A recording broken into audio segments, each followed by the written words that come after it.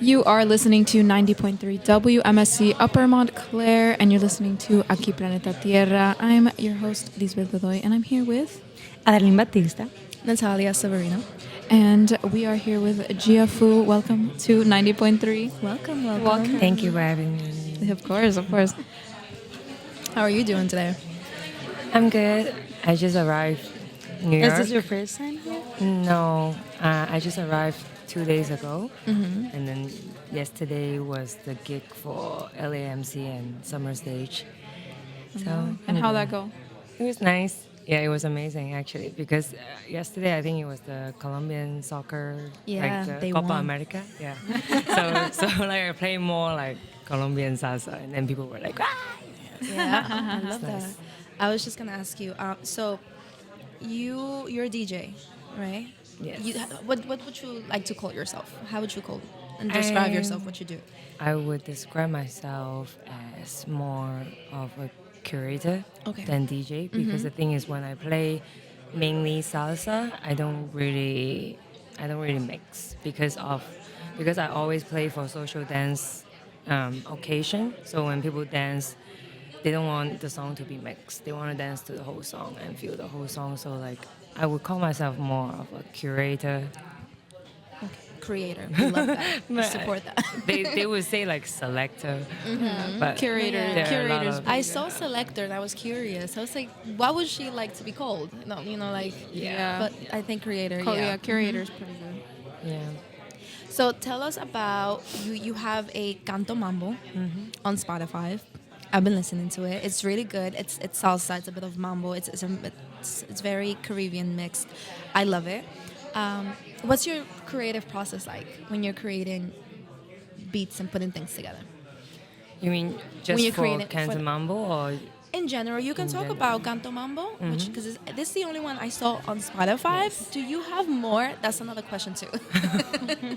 okay? That I think that's like three questions. There's like three in one.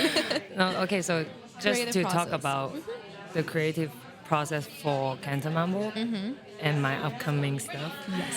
So I have this project called Canto Mambo, which we can talk about later.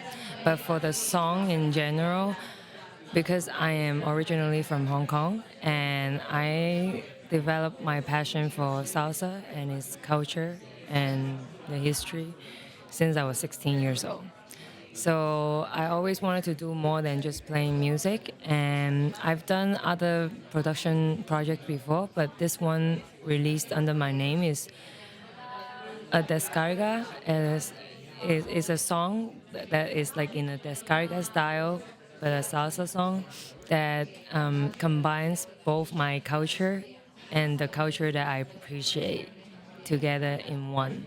Because for to be honest, the creative process of this is my entire research on when I don't DJ because I'm always being reminded that I'm the Chinese girl that play Latin music. I'm always like being reminded by like comments on YouTube or like people's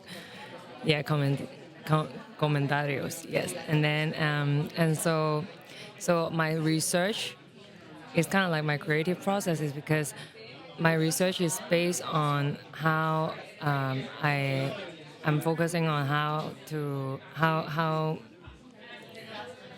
Chinese music have influenced to Latin music or how Latin music have influenced to Chinese music. So then at the end of the day, I researched the history behind like okay how Chinese especially Asian people got to Caribbean or Latin America long time ago, and I also one of the purpose that I want to make this song is because I was thinking about okay when I was doing these kind of research, I imagine how all these Asian people or especially Chinese people move to or immigrant to Americas or like the Caribbean and how they have to adapt uh, to the cultures and kind of blend in. But then I always see, like for example, in New York, okay, there are Chinese Cuban restaurants, there are Chinese Peruvian restaurants. But then when I look for music in general, I don't see any fusions like that can represent this kind of people in the Americas. But this is the style of music, like the whole umbrella of genres of music that I love the most and that I dedicate all my time to. So then all these reasons combining together, it's kind of like my creative process. Yeah. But that's why I added the guzheng. It's called guzheng, the instrument in the beginning, Yeah. into the song, and it's a Chinese melody that I danced to when I was a kid, because my mom is a Chinese dance teacher. That's So the awesome.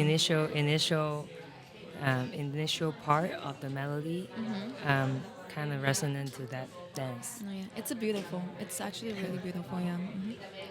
So what about you said that you can talk later about the um, Canton Mambo. Canto Mambo. Project. Can you tell us in like very brief Yes. what's about Yeah. and what makes this special? Yeah. So I already explained a little bit earlier, but then I actually started the project when I finished university. So after I did Hispanic studies in university for obvious reason. But I was like, I literally do everything for salsa. So after I graduated, I couldn't find any jobs in Hong Kong, especially like except I was working in Consulado de Colombia for a while. But then after that, I'm like, no, I can't just sit in the office. So I accidentally worked in a movie company that is owned by the director called Wong Kar-wai. So he's the director of In the Mood for Love and like kind of famous movies that represent Hong Kong people and Chinese people. And then in his movies, I was running his social media. So I need to rewatch all his movies. And in his movies, all his movies at least have one song that is in Spanish for the background music.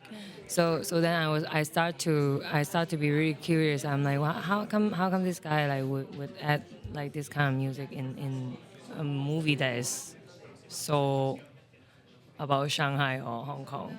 And then I started to research, and then when I started to actually found records that were Chinese records, but with cha-cha-cha mambo in it, but they sing in Mandarin or Cantonese. So I started to like play at home, and then my mom is like, "Why are you playing the songs that I used to dance to, or like that I teach, or like that I used to listen to?" So then that's sparked my journey of curiosity, and that's how I started this project, as just to research the influence we have on each other within cultures, just to show people that at the end of the day we're very different, but we're also very the same. So then that's the project, and then on the side with this project, okay, apart from the Canton Mambo song, I also have a party series. A party series that is called Canton Mambo as well. So it's like it all started last year. So that's why I just call them the same name. And then the party I do it in Hong Kong because the thing is, okay, I really wanted to find a place where it's not like a social dance only. It's not a dance focused party. It's not a dancers focused party, but a music focused party. So then I have all these records in Hong Kong that I didn't have nowhere to play in Hong Kong because it's not the mainstream music there. So then if okay, what I would say to people is like, if I can't find my own community, I create my own. So that's why I started my own party, and it's a records only party. Initially, I only play salsa only all night, like salsa, Latin funk, boogaloo, and I promote the party as like, okay, if you are a music lover, you would like to know know more about this kind of music, you can come and enjoy it. And if you don't know how to dance, you don't have to learn how to dance, because initially how people start to dance salsa was on the streets anyway. So you don't have to. So that's how I promote the party, and it's been going well. I did the last collaboration with a museum in Hong Kong, and we had like 1,500 people, like all like Hong Kong people and tourists, and just salsa. Is this like only a live experience, or are people able to like listen to it? This is a Like, live experience. It's a live. Okay, it's a live experience. Yeah. That's actually pretty cool. Do you have a That's dope. very salsa song? Oh my god, I don't have one favorite. My favorite change every day. Yes. I mean, I have a few artists that I really admire. One of them was Louis Ramirez. He started in maybe the late 50s, early 60s. His records that I remember what I had at home. And he did basically all kinds of old school salsa from New York, and also he do like some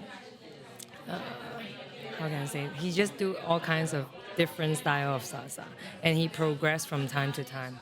And he was one of the initial pioneer when the salsa romantica era started. So he has this album called Noche Caliente, which is really nice, and he so he's known for that. I have a question just out of curiosity. Like in your journey, since you were 16, in that journey that you found Latin music and that you discovered how much you enjoyed it, how much Spanish have you picked up from listening, from creating, and from being around maybe Hispanic people as well?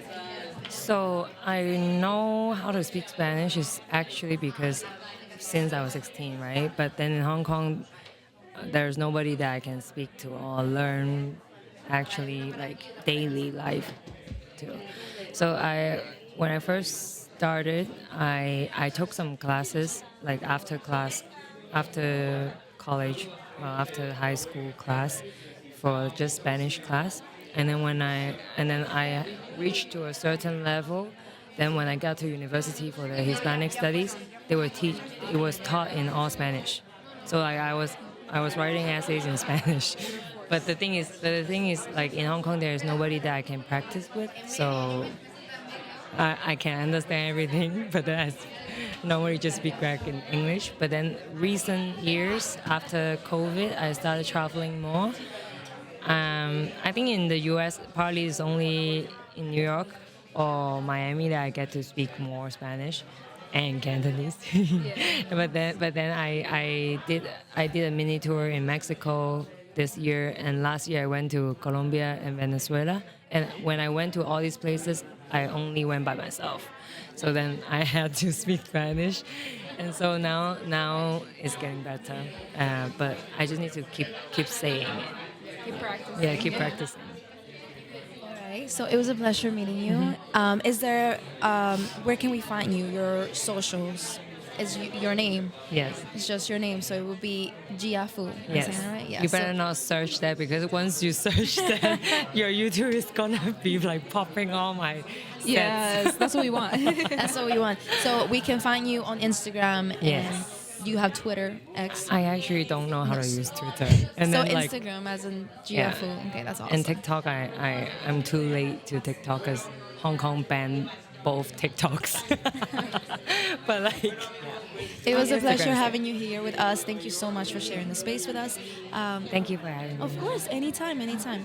This is 90.3 WMSC from Upper Montclair.